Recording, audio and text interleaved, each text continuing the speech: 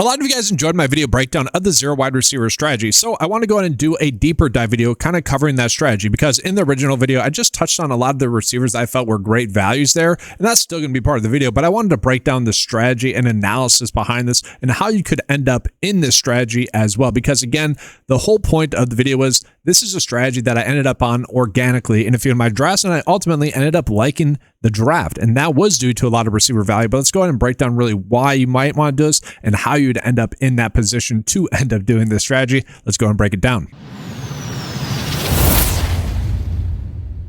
So first and foremost, guys, let's start out here with round one. Okay, round one is really going to determine whether or not you can run out any sort of strategy. And again, I do want to call it, guys, that when it comes to best ball drafts, you really shouldn't be deploying a strategy per se, like a zero receiver strategy, zero RB strategy, hero RB, hero tight end, anything like that. If you are going to choose a strategy, the best one to go with is value-based drafting. Find the players that you think are the best values, and then you can deploy a strategy based off of that.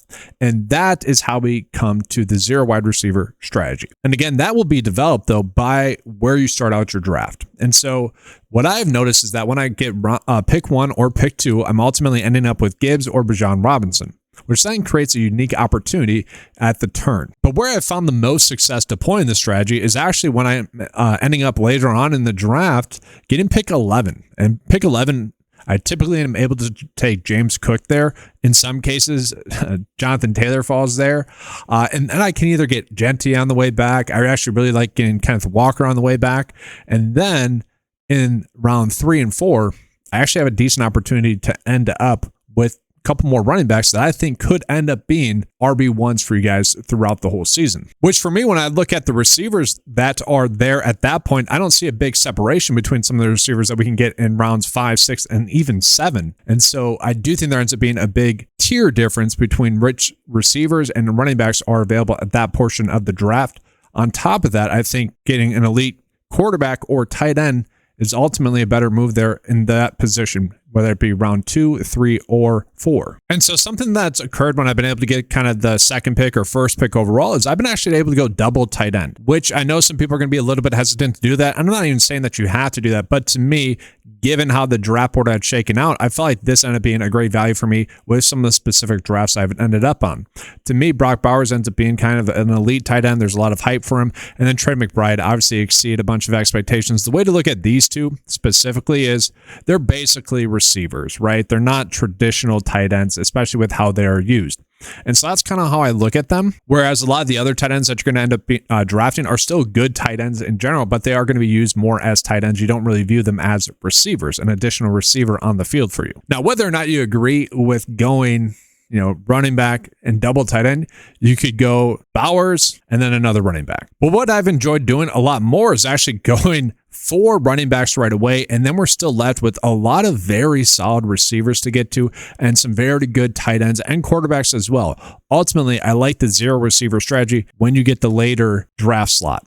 Okay, it seems to happen much more naturally when that occurs. And I ultimately ended up loving my drafts much more when I did it a little bit later on in the draft. And again, it's not really something that's necessarily intentional. I'm just taking the players that are the best available, and the ones that are best available end up being running backs. And then I also compare it against, hey, what are the picks I could potentially get in the next couple rounds? And it always ends up being these really good receivers that I could take in round 3 or 4 there, and I'd be comfortable taking them there, but I know I can get them in rounds 5 and 6 as well. So I think one good way of looking at it is just by looking at kind of the tiers that you could deploy for yourself. Now, this is how I see it. You guys might see it a little differently, but kind of, oh well, I think we would all come to somewhat of the same conclusion here. And so I try to rank this how I would rank the receivers. Again, doesn't really matter if you guys see it a little bit differently. We're still going to get to the same point. So really, in the first round, I do not think you should be forcing a strategy. If you like Puka Nacua as well, and he's available for you guys at pick 3 or 4, take him. If you have pick 4 and Jamar Chase is there, Puka just went, take him. That's kind of how you should go about doing it. But I do think that these receivers right here, these top 6, are round 1 picks, and they should be treated as such. Not only are they safe on paper, they should also have a ton of upside as well. Whereas when we get into these plays, sure, they are safe.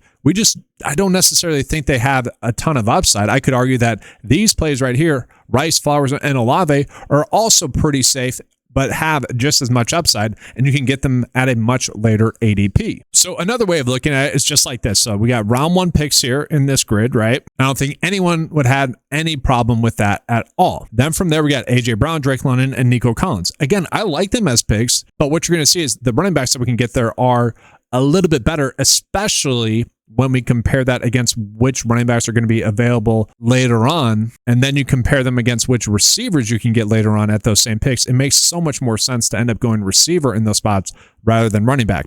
Now, again, guys, I like Rice, Olave, and Zay Flowers. If you guys like Smith and George Pickens a little bit better, kind of, oh well. My point here overall is I have found myself just able to not get to these guys really much at all. AJ Brown, Drake London, Nico Collins. And again, that's nothing against them. I think they're fine picks.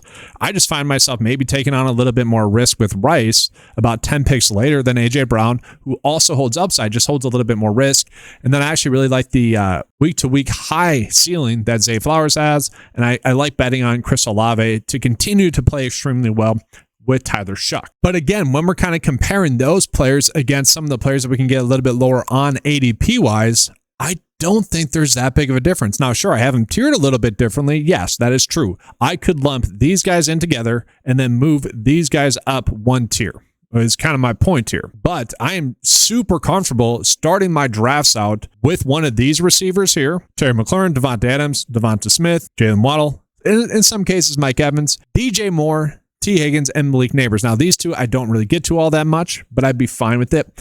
And so a lot of the times I'm looking to maybe get DJ Moore as my first receiver pick. Now, the point is I'm not going to ever try to force that. If that happens organically, great. If not, I'm perfectly happy to take a tight end, a running back, or in some cases, a quarterback as well. And that's ultimately what ends up being the case in drafts right now. That's just how the ADP works out right now. And speaking of which, I got to just call out this extreme snipe job that occurred to me on a draft that I had today.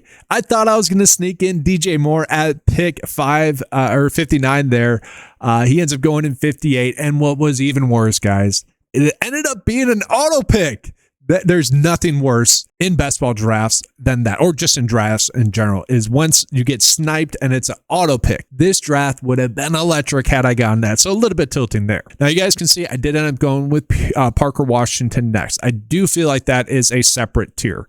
We go from kind of a surefire receiver number 1, not only for the team, but also like a receiver 1/receiver 2 for fantasy football purposes. We're basically getting a top 24 receiver. So for me, what has ultimately ended up working out is that I'll take 3 of these receivers. If I can get to 3 of these receivers in, tier D here, I am perfectly happy to do that. In a lot of cases, it ends up being Parker Washington, Courtland Sutton, Christian Watson, DK Metcalf, Rome Odunze, not really Garrett Wilson, Marvin Harrison a little bit, Pierce a little bit, and even Ladd McConkey or Tet McMillan. Now, the issue that I have with Tet McMillan and Ladd McConkey right now is that they're currently banged up. We don't exactly know the severity of those injuries, so they are a little bit riskier, and that is why I have them knocked down a little bit. George Pickens, I'm fine with as well. I just feel like he's a little bit riskier, and so that's kind of how I'm valuing him there. Again, you guys see a different, I get it. The point still stands is that I've been able to get to about 3 of these receivers in basically every draft. Now, the whole point of my original video was that I actually really like a lot of the value that we're going to end up getting from the receivers that we can get even later than that. They didn't even have it on the tiering list. And I think these end up being great picks. So yes, we have Quentin Johnson there still, Courtland Sutton's still there, Michael Wilson's there, Jaden Reed, Michael Pittman Jr. I really like. Josh Downs is there. Jordan Addison, I'm kind of indifferent about. If you like Kyler Murray, you're going to like that a little bit more. Ricky Pearsall, Wendell Robinson. Then we could go deeper down the list as well, guys. Players like Khalil Shakir, Matthew Golden, Jalen Coker, Jaden Higgins. Given their current ADPs, I end up liking them a lot, again, especially when you compare them against the running backs. So let's go ahead and jump on into the running backs now. And so for running backs, it ends up being a little bit more straightforward to me here, guys. So how I would rank it, this isn't exactly how I'm drafting it. I do kind of take Jonathan Taylor first with the hopes of getting James Cook as well. I've been able to double dip that a decent amount. You do that the other way, that's not going to occur. But obviously, Gibbs and Bijan Robinson are just 1 and 2, clear cut there. And then it's some combination of Cook and Taylor. To me, CMC's a little bit tough for me. I call this out in a different video. I think there's a little bit of injury risk with him, and we don't exactly know who to handcuff him with, which is a concern to me. Now, you could make that argument for Cook and Taylor as well. I get that. But in regards to the handcuffing, in regards to injury, you can't make that the same case for them. But whatever. I think everyone would agree these are the top 5. Now, from there, again, some people might disagree with how I have this arranged. HN, Walker, Genty, Barkley, Henry. Okay. To me, there ends up being a pretty risky drop off of that, especially if you are in like a full point PPR as well. You might drop Henry down here as well. Chase Brown, Amari Hampton. You know, you watch the film on those two, and they're very good at doing what's presented in the offense. They're both in great offenses as well. You fully expect them to continue to play well. At the same time, there are a little bit of concerns with that. You're drafting more based off of situation rather than on pure talent. A little bit of a concern there. Travis Etienne I actually really like into, or Travis Etienne if that's really what he's going for. I actually really love the idea of getting him at his current ADP. Sure, there's a little bit of hesitation with there, but I'm fine with it. Josh Jacobs. What's interesting about Josh Jacobs is obviously the off-field stuff kind of came about this offseason, but you look at how he's being talked about kind of in the industry, just in the NFL media, ESPN, they're not really covering it at all, like into any capacity at all. It doesn't seem like it's a story. And so I'm kind of treating it as such. And so if that actually ends up being the case, if he does not get suspended at all, he is someone that should be in this range. And so I actually love the idea of getting him in my drafts and then drafting Lloyd, his handcuff, late in drafts as well. We have Jeremiah Love there. I really like Junkins. I think talent-wise, if he wasn't coming into the season injured, we'd be for sure drafting him in like the third, maybe potentially second round. The hype would be there for him. I know the Cleveland O-line sucks. They have addressed it somewhat. We'll see. And then Kyron Williams. I am a little bit worried about Blake Corum as well. But I think you guys get this tier as a whole. Once we go down a little bit lower, we're starting to create more and more risk. These are players that are probably going to be the RB1 for their teams and going to give us some good weeks, but not guaranteed as much. That being said, when you look at this C tier that I have presented to you guys, compared to the C tier for the receivers, I would say they're actually pretty comparable. It's the drop off after that that is insane to me, because I would be perfectly fine getting at least 3 of these guys and maybe even 2 later receivers that we can get going. Receiver, basically 5 straight picks, stacking up great receivers, rather than having to risk trying to get lucky on which one of the receivers in the D tier hit. And I think this summarizes it pretty well, guys. Like the gap between, let's say, the D tier for the receivers compared to all the other tiers, not nearly as great or as vast as the gap between the running backs to the D tier. Now, I really like Bill Krosky-Merritt. I would myself probably put him in the C tier, but given his ADP, I thought that was a fine rank for him. The point is, these picks all become risky for all various reasons when you can get a team's receiver number 1 in a lot of cases in rounds 5 to like 9. Now, for fantasy football purposes, are they actually going to be that? I mean, most likely no, right? They're probably going to be receiver 2/3, a great flex option for you. But if you're telling me I can get like 3 of those players back to back to back, like I am perfectly happy to do that. And I end up with some great drafts when I do that. So just kind of going through the draft right now, guys, looking at the board, to me, once we kind of get to, well, basically Josh Jacobs here, that's when there ultimately ends up being kind of a running back drop off. Now, again, I really like Quinshon Judkins a decent amount. I'm perfectly happy to click him as well. But that to me is when there's a significant difference between the quality of running back that you can get compared to potentially tight end. Quarterback sometimes falls as well, but mostly receiver. Okay, like I'd be much more comfortable getting a Jalen Waddle, getting a Terry McLaurin, getting a Parker Washington, Marvin Harrison Jr., Michael Wilson. I know some people like Brian Thomas Jr., Devontae Adams in some cases. Like I'd be much rather getting those players later on because their ADPs fall. And again, a lot of drafting really comes down to value. Where is the value that year? And this year it ends up being in rounds like 5 to 9 with those receiver 2/3s in fantasy football, with a lot of receivers that could end up being the receiver number 1s for their team. I'm talking Michael Wilson going late, Marvin Harrison Jr. going late, Parker Washington, Brian Thomas Jr., Michael Pittman, DK Metcalf. In some cases, Christian Watson, Rome Odunze, Wan'Dale Robinson. And the nice part about this strategy is that it ends up being pretty darn easy to stack as well with your quarterbacks, and then a late round tight end with your quarterback as well. I've seen that happen a lot. Now, there is one situation that sucks about this strategy, and it does happen a little bit more when I had the later first round pick. And the issue ends up being the freaking bye weeks, because the values that I see all end up being in like 3 main bye weeks. Bye week 7, bye week 11, and bye week 13. Again, that's just naturally how my drafts end up. And then I'm forced to get a little bit more unique than in my drafts a little bit later on, because at the start of my drafts, I'm really concentrating on value-based drafting. So week 11 buys, you get Robinson, okay? And in some cases, you might try to do a hero receiver where you get Puka and JSN, but then you also have Jonathan Taylor, 13th round buy or 13th week buy, James Cook 7th week buy, and then if you even go deeper, Genty 13th, and then Amari Hampton also has a 7th week buy as well. And so tight end wise, that is kind of what makes it difficult as well. Then you have Brock Bowers, week 13, Tyler Warren, week 13, week 11, Tucker Kraft, Kyle Pitts, Harold Fannin, and then I actually like Gadsden and Dalton Kincaid late. They're by week 7. Then we take a peek at the receivers here, guys. McLaurin, DJ Moore, week 7, Adams, 11, Christian Watson, 11, Jaguars, who I like kind of all the values for Jaguars, including Jacoby Myers, week 7, Quentin Johnson, week 7. Okay, so it does end up being a little bit of a situation there where you might get a little bit too much exposure to one specific week there when you deploy that strategy. So just keep that in mind if you are attempting to do this. So now it's time to give you guys an example of some of the drafts that I ended up making from this as a result. I'll start with my draft where I went running back, 4 straight picks. And again, I'm really liking this build. So guys, I ended up with pick 9 here. So I'm right here. Okay, so I ended up going with James Cook here. Again, I value James Cook a little bit better than Jonathan Taylor. In some cases, I've been able to get James Cook and Jonathan Taylor together. So I tend to pick Jonathan Taylor a little bit better. Ultimately speaking, I think they're about the same. I was pretty happy to get Kenneth Walker as well then at pick number 2. I do think there is a little bit of a drop-off from like Ken Walker to Chase Brown, Derrick Henry, and even Amari Hampton, as I had shown you guys. I would have been happy to get Genty, Barkley, or Achane there as well. End up getting Kenneth Walker. Already, though, getting Kenneth Walker in the 2nd round made me want to pick Josh Jacobs in the 3rd round much more. Okay, and the whole purpose behind that is because I personally really love Emmett Johnson.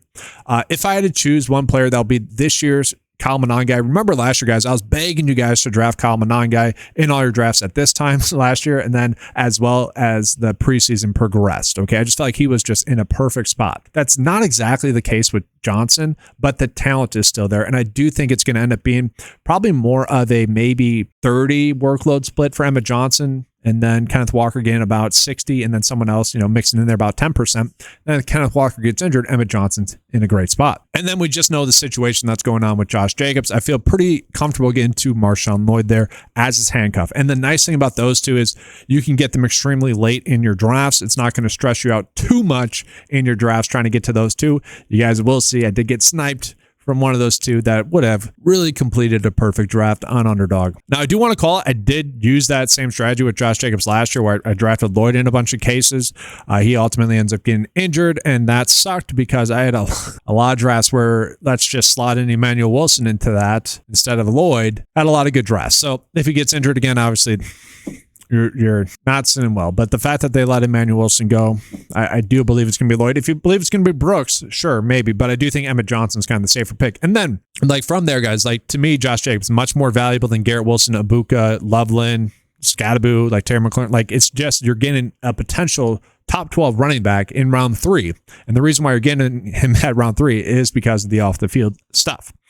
So from there, I was pretty set on getting Travis Etienne, Achane there, but I would have been perfectly comfortable getting Tet or Adams there as well if they had taken Travis Etienne or even Terry McLaurin. That is how my queue was set. Ultimately, I was able to get Travis Etienne there. Now you could make an argument that at that point in the draft, especially knowing that I'm probably going to go Emmett Johnson and Marshawn Lloyd there to handcuff those two, to handcuff my top 12 running backs there, and the replacement value is probably a top 20 running back, maybe I didn't need to go Travis Etienne there. Perfectly fair. So from there, I'm pretty much forced to go receiver. Okay, in round 4, I ended up going with Parker Washington. And part of the appeal with that was the fact that I probably wanted to go Trevor Lawrence later on in the draft. I was contemplating which quarterbacks could be available that I could use with him. So I ended up being able to get Parker Washington, and then the value for me, guys, with Quinshon Judkins, I had to take here.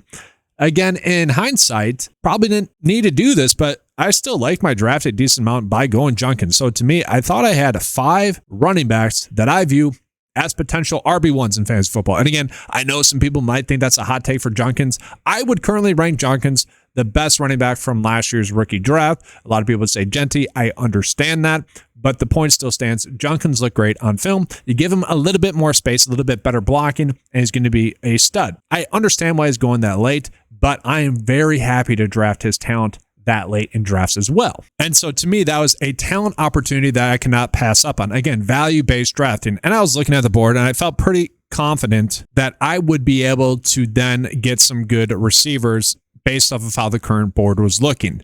Now, what you're going to notice that by doing that, guys, someone took Trevor Lawrence from me. Okay, so I had to pivot a little bit. You know, we were adjusting on the fly, but I ended up still going Cortland Sutton, Michael Wilson, which I was super happy to get. Again, those are two receivers on their teams that could easily end up being receiver number ones on their team still. Cortland Sutton has great chemistry there with Bo Nix. And so I felt, hey, if I can get Bo Nix with this draft, and then maybe Jacoby Brissett or even Carson Beck as like a third QB, I'm happy to do that.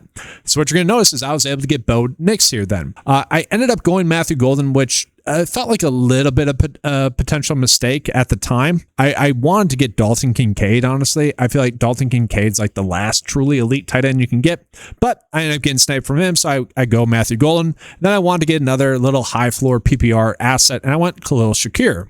Again, I'm pretty happy to do that. Khalil Shakir, a very solid asset for you guys in best ball drafts.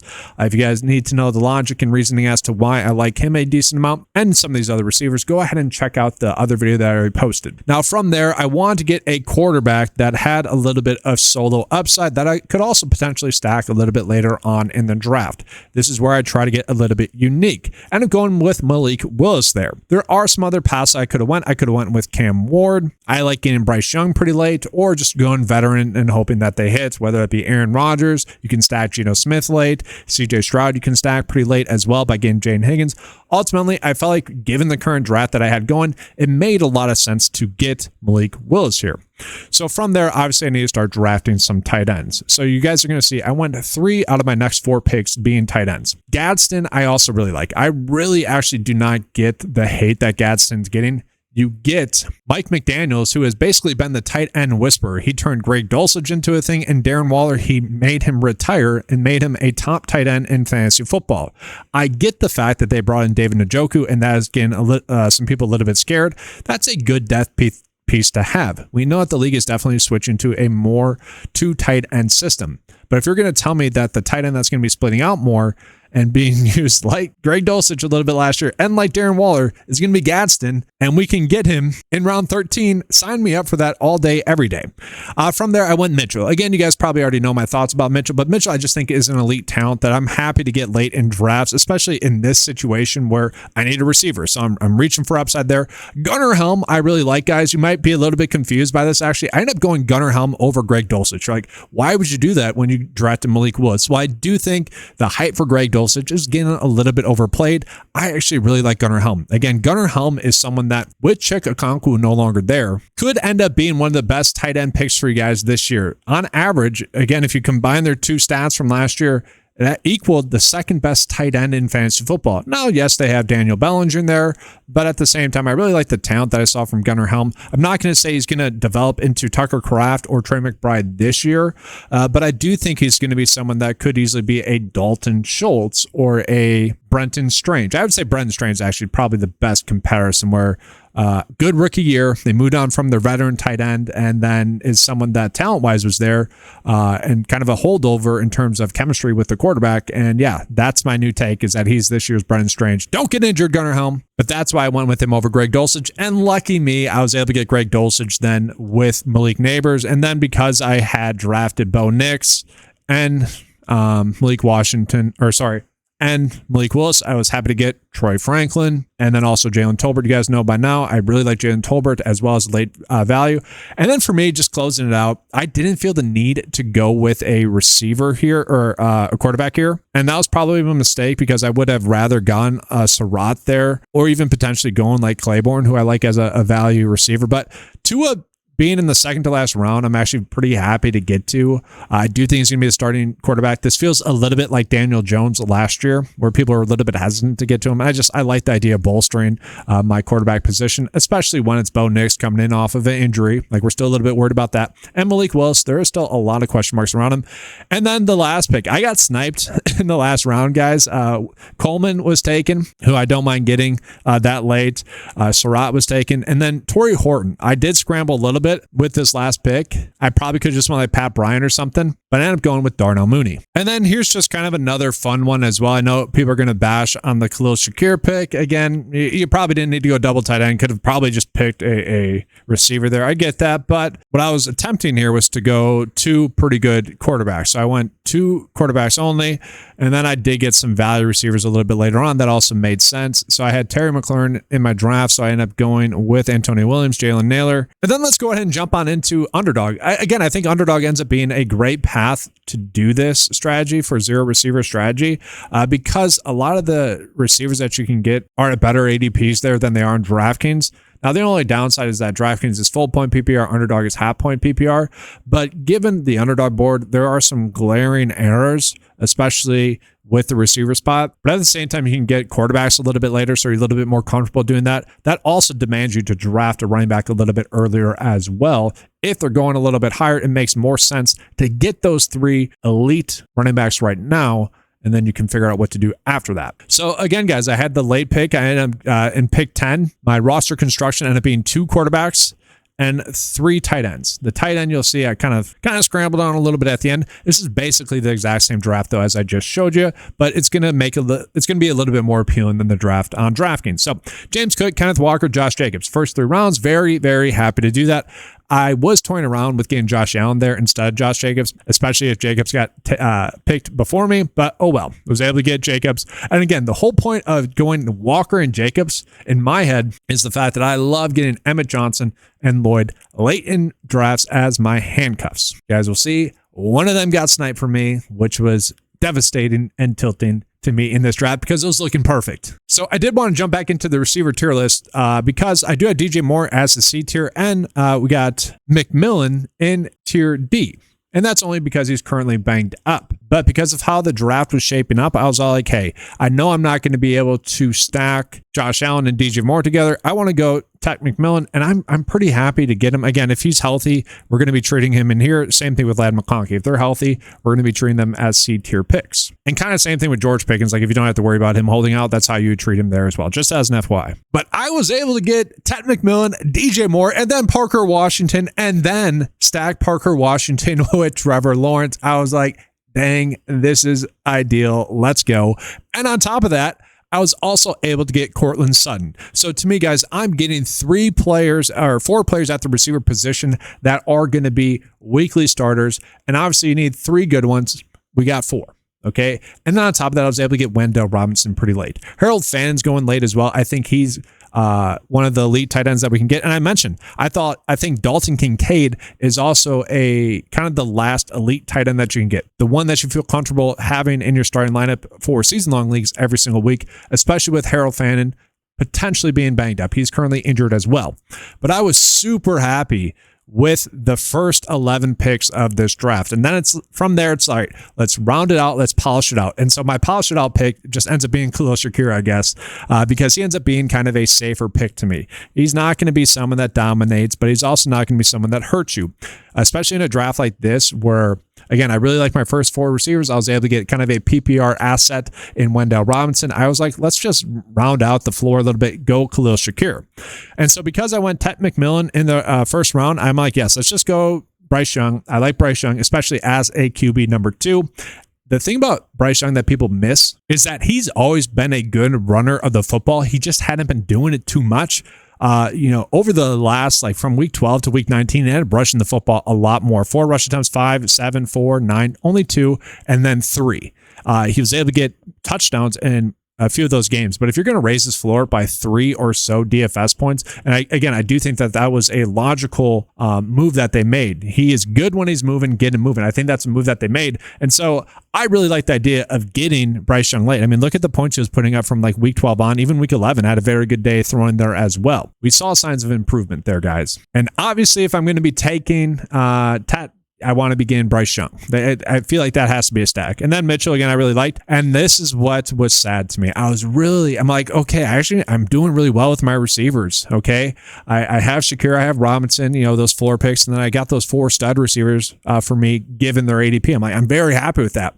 Do I need to go Mitchell? Do I need to go with it? Or should I go Emmett Johnson here? And it turns out I should have went Emmett Johnson because someone took him about 15 spots earlier than his ADP, taking him in round 15. So ultimately, I ended up going Lloyd there. And then because I did kind of scramble a little bit, and I highlighted this before in a previous video, Gunnar Helm ends up being one of my favorite like panic picks, where if you want to round out your tight end position or just your draft as a whole, bolster it a little bit, go Gunnar Helm. Again, I've already explained why I like him, but because I went Harold Fannin, I felt like, all right, let's just go Gunnar Helm there. He's falling. I like this pick. Then I was ultimately able to get Braylon Allen and then Jalen Tolbert. You guys already know by now, I really like Jalen Tolbert. I feel like he's going to be the receiver number 1 there for that team.